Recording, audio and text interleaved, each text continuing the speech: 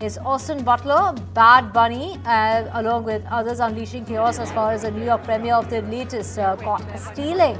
The glitz, the glamour, the mayhem were all on display on the red carpet. Butler spoke of the journey and working with the cast and crew.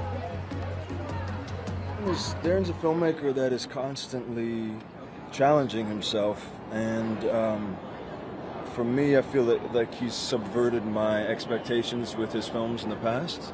You know, when you look at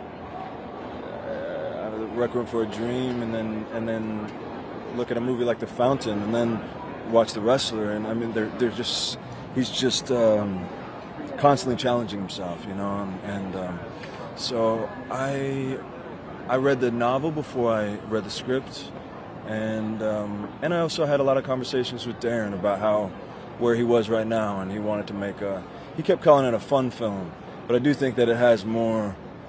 It's got more layers underneath than just purely that. But yeah, I don't know. I love him as a filmmaker. And Jeremy Allen White grew up listening to Bruce Springsteen. He doesn't even remember a time in his life when he wasn't aware of his music. But singing songs, it wasn't until White began preparing to play the rock and roll legend. This is Springsteen, Deliver Me from Nowhere, that he even tried. I don't know. You know, it's about a very specific time in Bruce's life. It's the period in which he just kind of finished the River Tour, and he's locked up in Colts Neck, and he's writing Nebraska. So it's him, you know, by himself there for a lot of the time. It's about the writing process and the creative process. We finished it in January. Bruce was there a lot of the time. John Landau, his manager, and was there a lot of the time, and they seem happy, and that makes me happy, and yeah. Well, it was a little Nas X that was charged on Monday with 4 felonies after police say that he charged at them when they confronted him for walking naked down a street in Los Angeles last week. The musician, whose legal name is Montero Lamar Hill, pleaded not guilty in a court appearance to 3 counts of battery with injury on a police officer and 1 count of resisting an executive officer. The district attorney's office went on to say the charges were far more serious than initial reports of what he was actually being investigated for. As far as that misdemeanor is concerned, with convictions, the counts could collectively bring a sentence of more than 10 years in prison for the singer and the rapper, whose Old Town Road was one of the biggest hit singles in history. Now, your English teacher and your gym teacher are getting married, and that is how, well, Taylor Swift has made the announcement of her engagement with that one-liner and 5 pictures signing off that firecracker emoji. Taylor there announcing her engagement to her American football player, now her boyfriend of 2 years, who is now her fiance. The pop emergency has resonated with fans in this extraordinary way. Well, this is Taylor Swift. That is going to be the wedding of the century that's going to be taking place this year.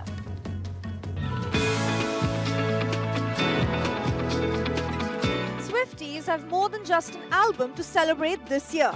Taylor Swift and Travis Kelce dropped the big news with a joint Instagram post and the cheeky caption, "Your English teacher and your gym teacher are getting married. Class is officially in session and we are living for this syllabus." Their love story started in 2023 when Travis tried to pass Taylor a friendship bracelet with his number on it at an Era store show.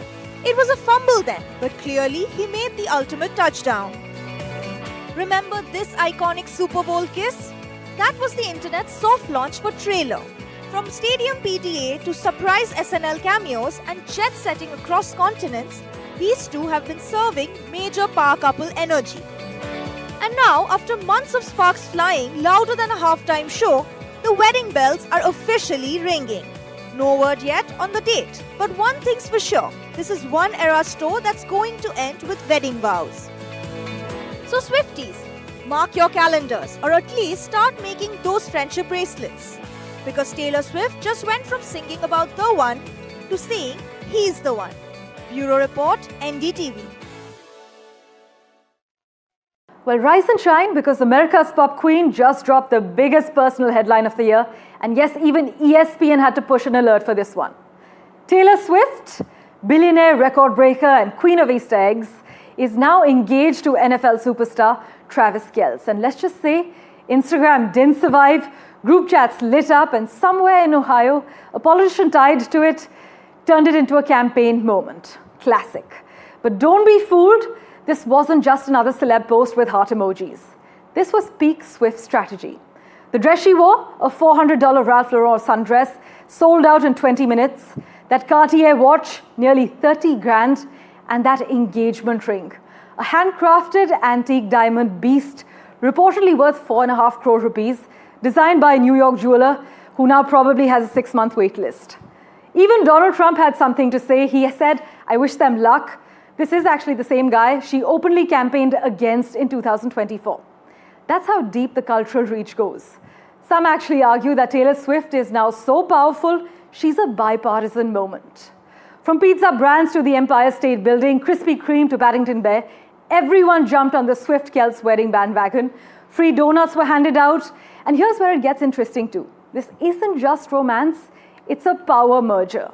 She's the biggest music act on earth. He's an NFL legend. Together, they're the monoculture, the last one standing.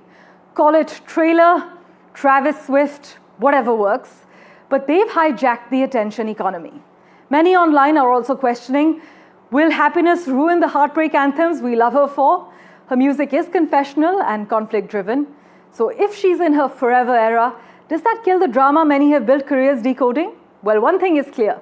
Taylor Swift knows how to drop news like a bomb, and if this engagement is the opening act, we can't wait for the wedding, we can't wait for the album, the inevitable HBO special, and probably a Grammy speech titled, "To My Gym Teacher."